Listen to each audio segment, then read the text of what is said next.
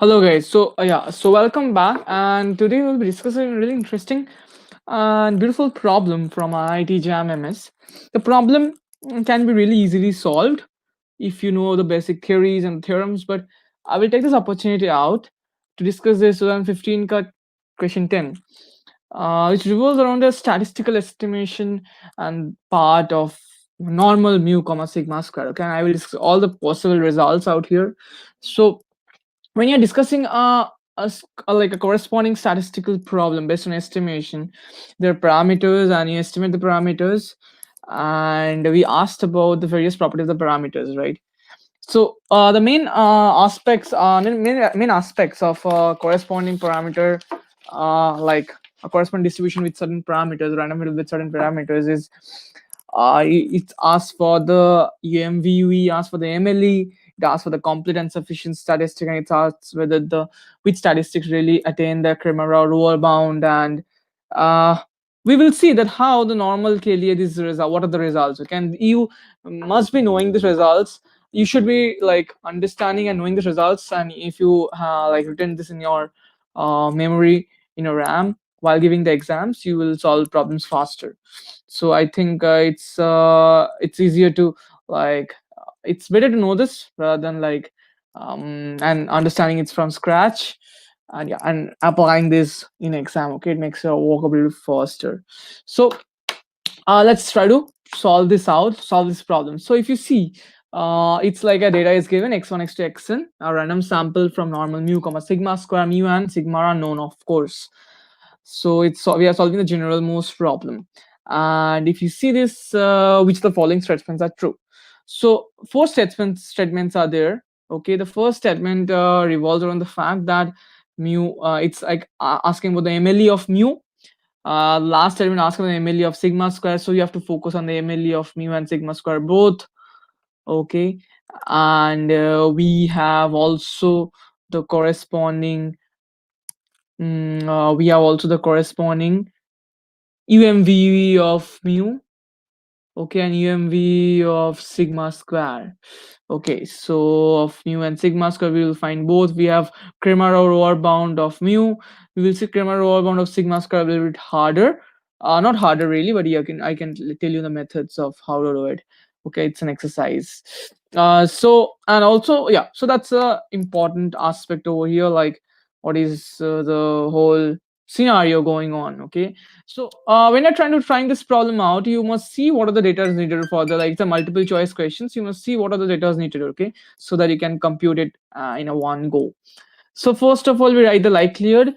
It's likelihood constant into like exponential minus of summation xi minus mu by sigma square, whatever the likelihood is, into the sigma minus n by sigma square by it's sigma square to the power minus n by 2, because we are writing in terms of sigma square because we do d sigma square, not d sigma. Okay, I mean when we differentiate the likelihood, so we like the log likelihood, we take the log out and we take this down and we get this part. And if you do del mu del mu equal to 0, you get the mu KMLE is x bar, and you get the mu like sigma square KMLE is sigma square KMLE is 1 by n summation xi minus x bar, sample mean or sample variance. Okay, sample variance and sample mean are the corresponding MLEs. Okay, so remember the results. We should write down the results that for you will see that for mu and sigma square, for mu and sigma square, for mu and sigma square, the x bar and summation of 1 by n xi minus x bar square will be like sufficient and MLE both. Okay, both are MLE and sufficient, so you should remember it. But you should remember this. Okay, and we will see complete is something else, not something else, but yeah,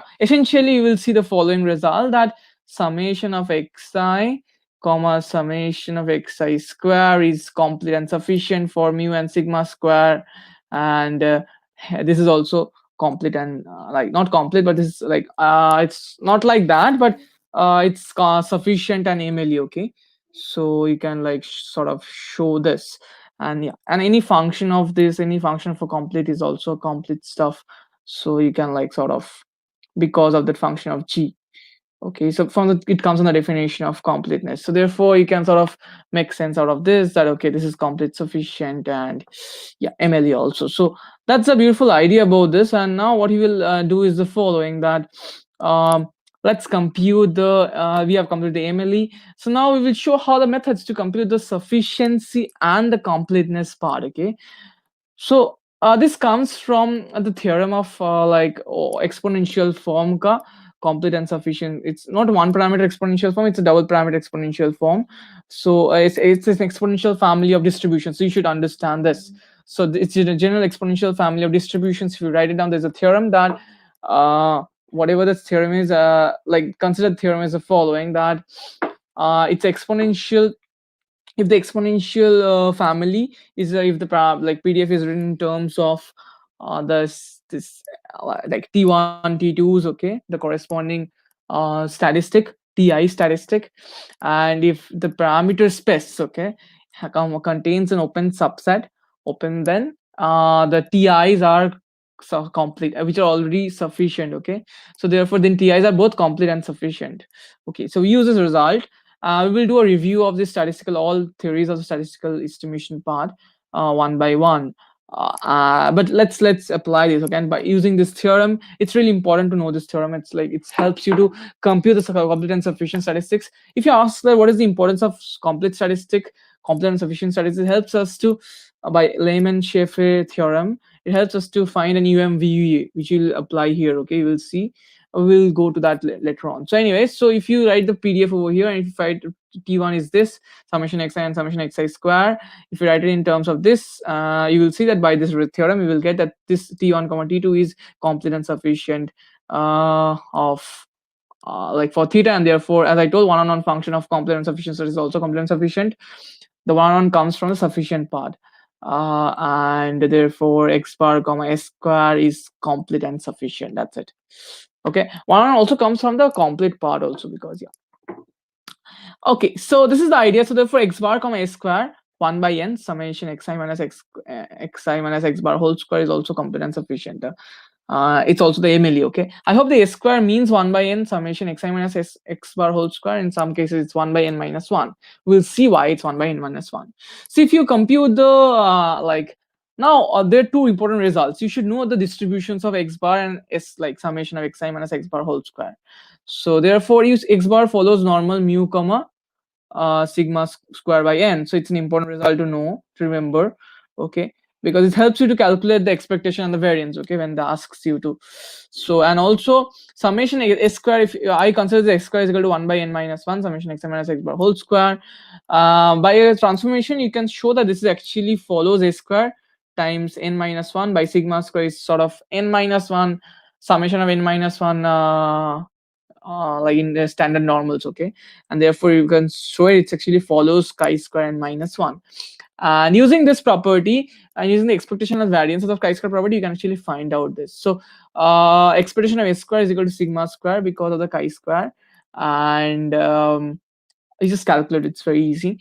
And also you can therefore find out that sigma hat square MLE is in terms of this. So why this is because expectation of this is equal to, if you do expectation of summation xi minus x bar whole square, okay, that means what? Expectation of s square. If you do that, you will see that it's by chi-square property, it's sigma square. So therefore, you can sort of find out that expression MLE ka expectation will not be, it's not unbiased, it's biased. So therefore, we find a biased in terms of MLE. I wrote this down because we will be needing this soon.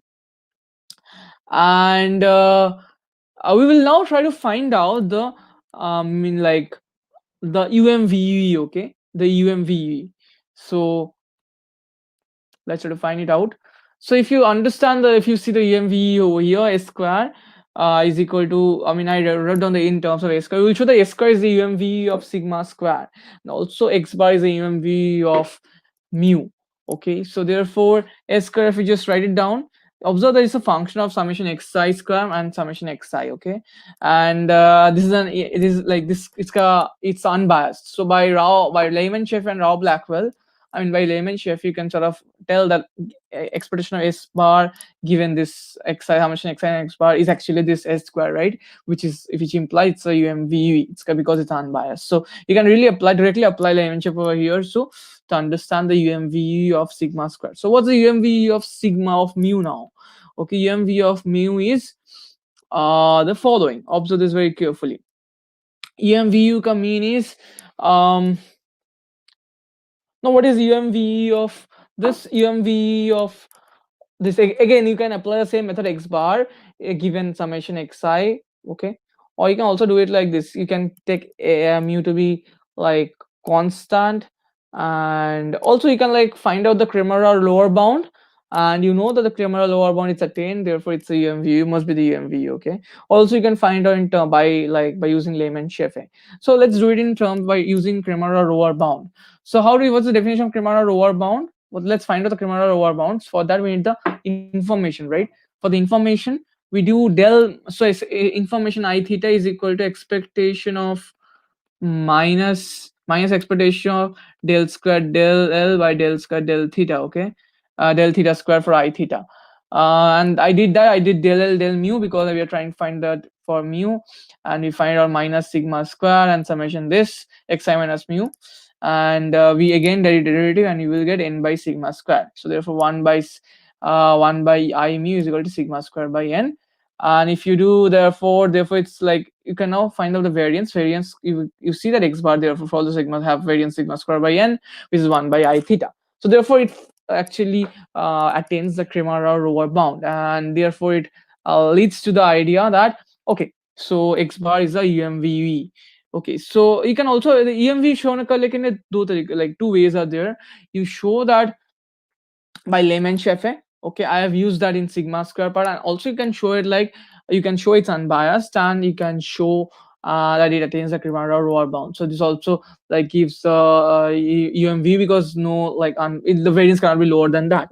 So these are two cases that you can find. Okay, do two ways of approach. You can also apply the same technique to find the sigma square like UMVV using the first method, that is the Kremera lower bound method, and you can use the Layman-Scheffe to prove that x bar also, okay. So it's essentially the same old ideas we are repeating all over again. So there are a few results that you should be remembering always. First is this always find out the like find the MLEs of the known distributions, find out the complete sufficient statistics of the known distributions, find out the Kremera lower bound of the known distributions. Even if you don't remember it, just do it all of them so that you like get accustomed to it. Okay, so you can do it quickly for the exam because IIT JAM requires a bit of quick computations. And yeah, so UMVE, as I told, there are two ways to find it out. And yes, let's do the last problem. And also we have seen, so what we have seen the MLE of mu attains the Kremera lower bound, and MLE x bar, that is also it's a UMVE, and which attains the Kremera lower bound. So therefore A and B are correct. And maximum likely estimator of sigma square is 1 by n, but we have seen 1 by n minus 1 is the unbiased form, so this is not true.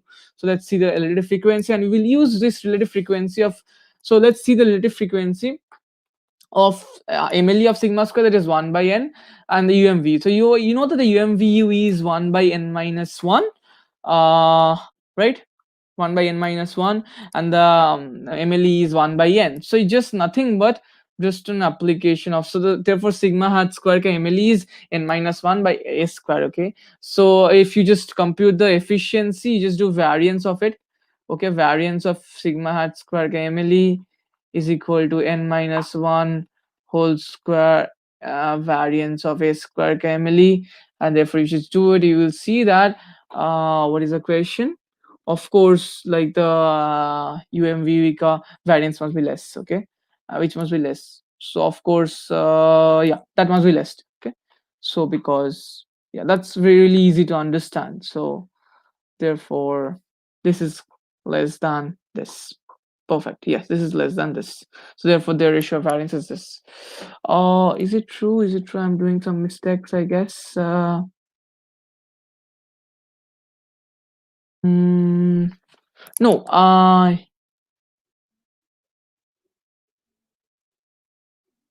Yeah. So essentially, it means that this is greater than s square. Yes. So therefore, what it means that variance of sigma square MLE by variance of